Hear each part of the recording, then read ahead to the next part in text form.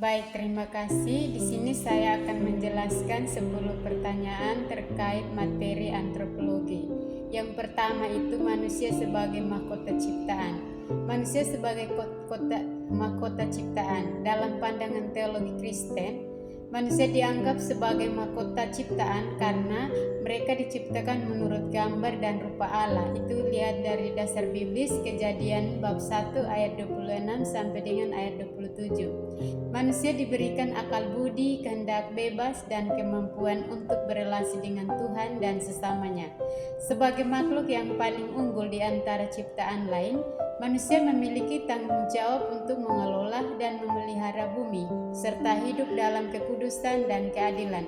Dalam Katekismus Gereja Katolik, manusia dijelaskan sebagai puncak karya ciptaan yang diciptakan untuk mengenal, mengasihi, dan melayani Tuhan, serta mencapai kebahagiaan abadi bersamanya. Itu KGK nomor 356 sampai dengan nomor 358. Pertanyaan yang kedua, 3 aspek dasar hidup manusia sebagai pembangun, pencinta, dan pendoa. Yang pertama itu sebagai pembangun, di mana manusia dipanggil untuk bekerja dan berkreasi mengikuti teladan Allah sebagai pencipta. Pekerjaan manusia tidak hanya untuk memenuhi kebutuhan hidup, tetapi juga sebagai partisipasi dalam karya penciptaan dan pengembangan dunia. Kita lihat KGK nomor 2427. Yang kedua, manusia sebagai pencinta. Cinta kasih adalah inti dari kehidupan Kristiani. Manusia dipanggil untuk mencintai Tuhan dengan segenap hati dan sesama seperti diri sendiri. Dasar biblis Matius bab 22 ayat 37 sampai dengan ayat 39. Cinta ini diwujudkan dalam tindakan nyata melalui pelayanan, pengampunan, dan penghargaan terhadap martabat setiap individu. KGK nomor 1822 sampai dengan 1829. Yang ketiga, sebagai pendoa. Doa adalah hubungan hidup anak-anak Allah dengan Bapa mereka, dengan Yesus Kristus, dan dengan Roh Kudus. Manusia dipanggil untuk berdoa tanpa henti sebagai ungkapan iman dan kepercayaan pada Tuhan. Dan doa membantu manusia untuk hidup dalam persatuan dengan Tuhan dan mengarahkan segala tindakan menuju kebaikan.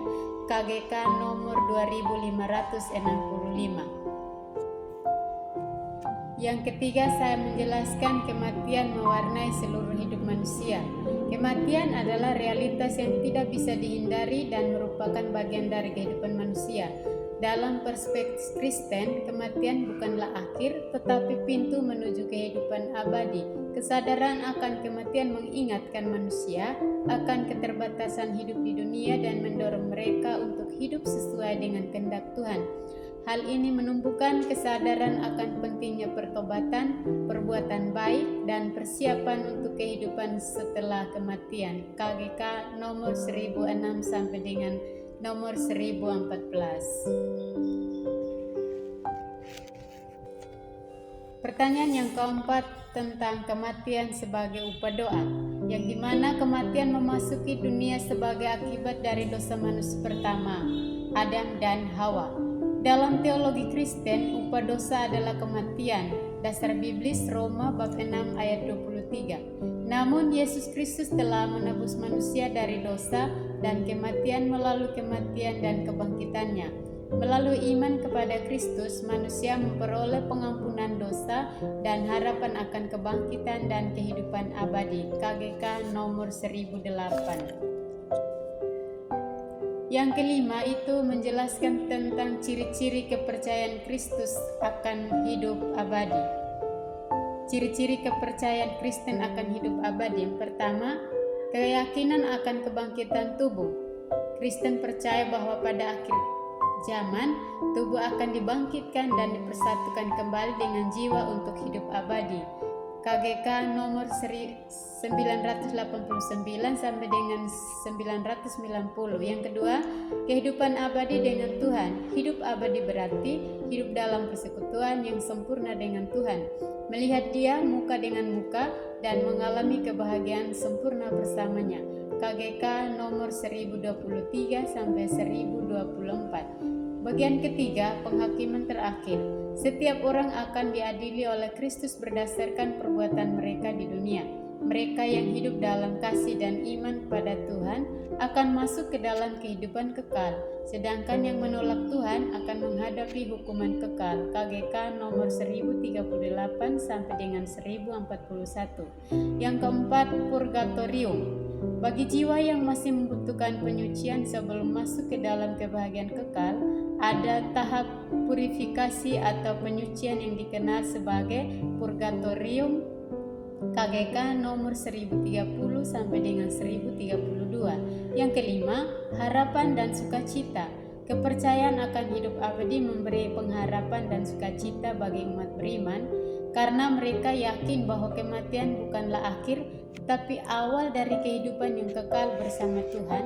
KGK 1042 sampai dengan 1050. Pertanyaan yang keenam, tentang terminologi dan ajaran tentang rahmat menurut kitab suci. Rahmat dalam 1 Yohanes bab 4 ayat 8 mengatakan bahwa Allah adalah kasih. Kasih dalam bahasa Yunani disebut charis. Charis artinya kasih karunia yang bebas dari Allah. Charis juga berhubungan dengan sifat Allah, artinya sifat Allah adalah kasih. Oleh karena itu kasih Allah terbagi 4 bagian, yakni umum. Rahmat dapat diartikan sebagai iman akan kasih Allah kepada kita. Artinya kita mengakui bahwa Allah adalah kasih. 1 Yohanes bab 4 ayat 16. Dan bahwa kasih Allah itu telah dicurahkan di dalam hati kita oleh Roh Kudus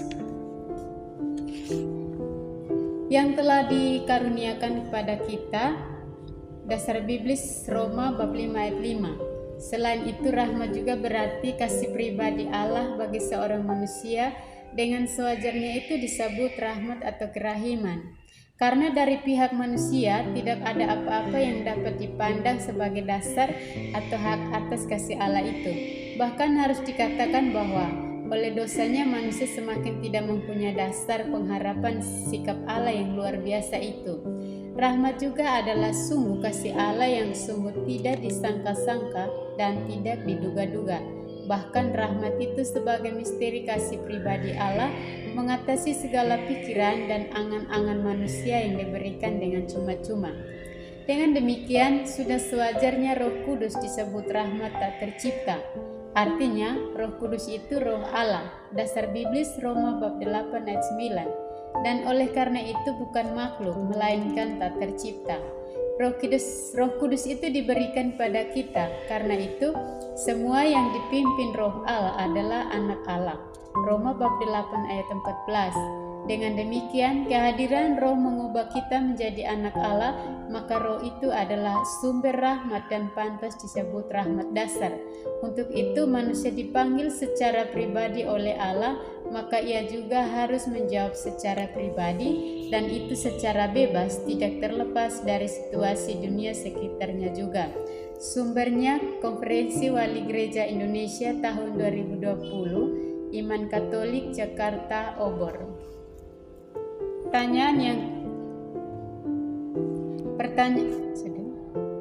Pertanyaan yang ketujuh tentang rahmat dalam teologi Yunani pada abad-abad pertama.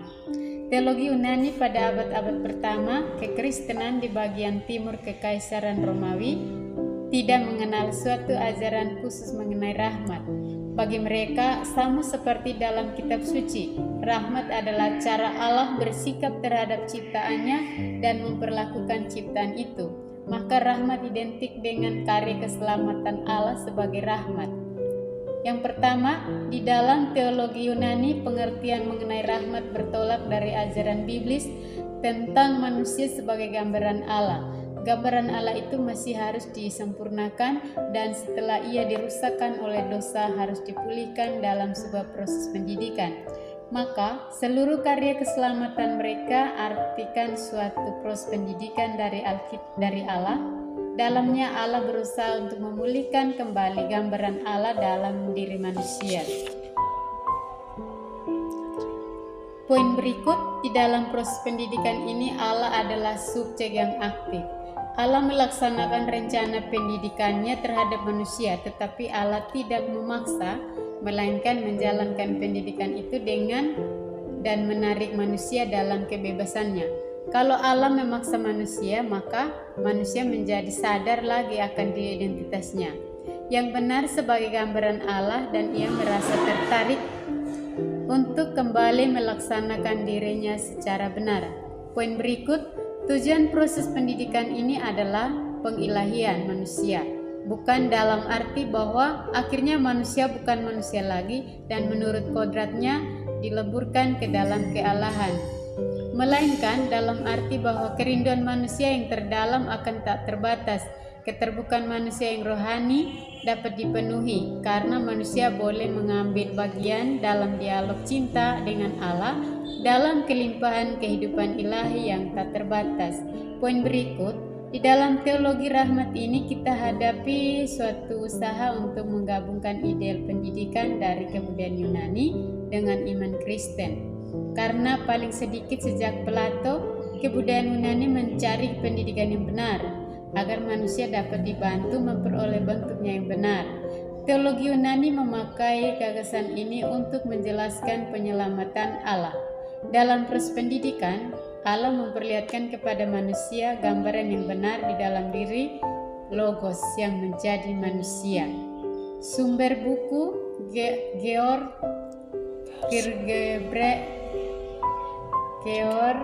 Kierkegaard, Allah Menggugat, Sebuah Dogmatik Kristiani, Maumere, Penerbit Ledalero 2007, bab 9 sampai dengan 13. Pertanyaan yang ke-8 itu ajaran rahmat menurut Santo Agustinus, Thomas Aquinas, dan Konsili Trente. Pertama, ajaran tentang rahmat menurut Santo Agustinus. Santo Agustinus seorang teolog dan filsuf Kristen kuno yang sangat berpengaruh, memiliki pandangan yang mendalam tentang konsep rahmat dalam teologi Kristen. Menurut Santo Agustinus, rahmat adalah anugerah dan belas kasihan Allah yang melimpah pada umat manusia meskipun mereka tidak pantas menerimanya. Rahmat dipandang sebagai tanda kasih dan belas kasihan Allah yang tak terhingga terhadap manusia yang berdosa. Rahmat bagi Agustinus merupakan satu daya kekuatan Allah di dalam diri manusia yang mempengaruhi manusia sampai ke dalam lubuk hatinya yang terdalam. Kekuatan itu terletak dalam kesatuan kita dengan Kristus. Pengaruh intrinsik Allah ke dalam hati manusia tidak hanya mengakibatkan pengampunan, tetapi juga menyembuhkan dan penguatan diri kita oleh Allah. Dalam hal ini, rahmat adalah suatu bantuan atau auxilium. Rahmat menganugerahkan kemungkinan konkret untuk merealisasikan kebebasan atau kemungkinan efektif memilih untuk berorientasi pada Allah. Poin berikut, ajaran tentang rahmat menurut Thomas Aquinas, seorang teolog dan filsuf Katolik terkemuka abad pertengahan, memiliki pandangan yang mendalam tentang rahmat menurut Konsili Trente. Dalam Konsili Trente, rahmat ilahi diterima oleh iman melalui pendengaran. Mereka digerakkan secara bebas pada Tuhan, percaya bahwa apa yang telah dijanjikan dan diwahyukan secara ilahi. Secara khusus itu bahwa pendosa dibenarkan oleh Tuhan melalui rahmat-Nya, melalui penebusan yang ada dalam Kristus Yesus, dan ketika memahami dirinya sebagai pendosa, mereka dengan berbalik dari ketakutan akan keadilan ilahi kepada belas kasihan Tuhan dibangkitkan pada pengharapan percaya bahwa Tuhan akan mengampuni mereka demi Kristus, dan mereka mulai mengasihi Dia sebagai mata air segala keadilan. Dan karena itu mereka menolak dosa dengan kebencian dan kejijikan, yaitu dengan pertobatan yang harus mereka lakukan sebelum baptisan. Dan akhirnya ketika mereka memutuskan untuk menerima baptisan untuk memulai kehidupan baru dan memelihara perintah-perintah Tuhan. Sumber Richard Price Agustinus, editor seri Peter Fordi, Yogyakarta, Canisius tahun 2000. Internet Katalisar oleh Konsili Trente. Penjelasan lanjutan pertanyaan yang nomor 9 itu tentang unsur-unsur inti ajaran rahmat di dalam tradisi gereja.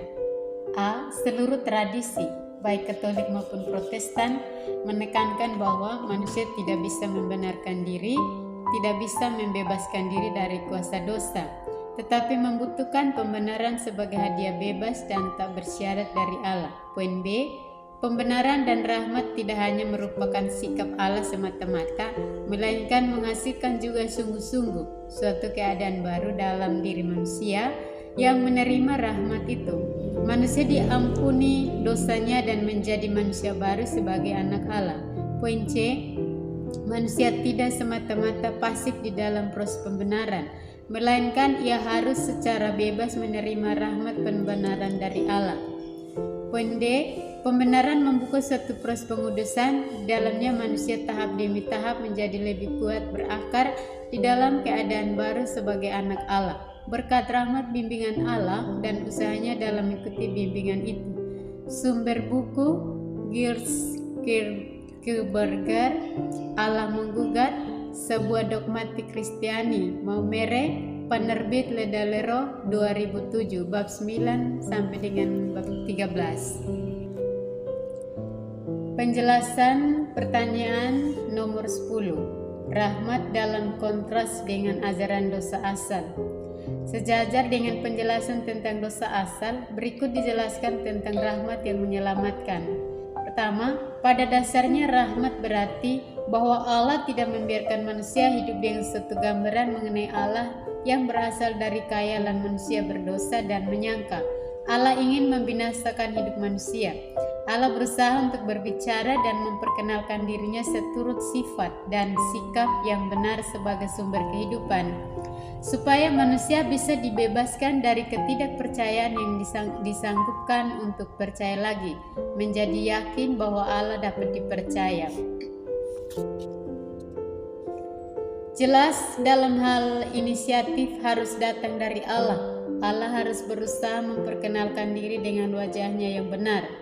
Bila Allah berhasil untuk sampai di dalam hati manusia dengan sabda yang benar, maka seluruh proses pembenaran bisa dimulai. Bila manusia bisa menerima kebenaran tentang diri Allah, ia sekaligus harus menerima juga kebenaran mengenai dirinya, bahwa ia adalah penyebab kejahatan dan kekerasan serta kerusakan di dalam dunia. Dan di hadapan Allah yang benar, yang tidak mengancam dengan kematian, melainkan menjanjikan kehidupan, manusia sanggup untuk mengaku kebenaran bahwa ia sudah bersalah dan dapat mendengar sabda pengampunan dari Allah, sehingga ia memperoleh hidup yang baru. Poin berikut, juga rahmat tercipta dalam dimengerti dengan cara demikian. Kalau Allah berhasil berbicara kepada hati manusia dengan bahasa cinta yang asli, maka keadaan hati manusia sungguh berubah. Suara hati yang dihantui ketakutan dan paksaan untuk membela diri, serta sendiri menjamin dasar eksistensi, menjadi hati yang merasakan perlindungan dalam kekuatan dan kebaikan Allah, yang merasa aman karena Allah menjadi lagi sumber kehidupannya. Dan demikian ia sendiri dapat mencintai, dapat membagikan kehidupan pada orang lain, dapat melaksanakan hukum Allah, dapat hidup seturut hakikatnya sebagai citra Allah. Dengan ini jelas juga bahwa pembenaran yang diberikan secara gratis oleh Allah tidak membebaskan manusia dari kewajiban menjalankan hukum Allah, tetapi justru menyembuhkannya, agar ia menjadi sanggup untuk menjalankan hukum Allah, yaitu mencintai. Poin berikut, seluruh proses pembenaran ini merupakan suatu proses personal atau dialogal. Sebab itu nyata juga bahwa manusia tidak bisa dipikirkan sebagai pasif di dalamnya. Ia harus responsif. Pembenarannya hanya bisa terjadi kalau suara Tuhan didengarkan dan diperhatikan. Maka meski langkah pertama harus diambil Allah, pembenaran hanya terjadi bisa manusia aktif mendengar dan menerima usaha Allah itu. Poin berikut, tetapi inti pribadi manusia tidak bisa diubah secara radikal dalam sekejap mata. Tingkah laku baru harus dilatih. Manusia harus membiasakan diri dengan cara hidup baru, apalagi manusia yang dibenarkan itu masih hidup di dalam dunia berdosa. Ia tetap dipengaruhi oleh pola pikir dan tingkah laku. Sebab itu kita membutuhkan suatu proses pengudusan, dalamnya kita semakin akrab dengan Allah, semakin yakin bahwa Allah dapat dipercaya. Sumber buku Georg Kierkegaard, Allah Menggugat Sesudah Sebuah Dogmatik Kristiani, Maumere, penerbit Ledalero 2007.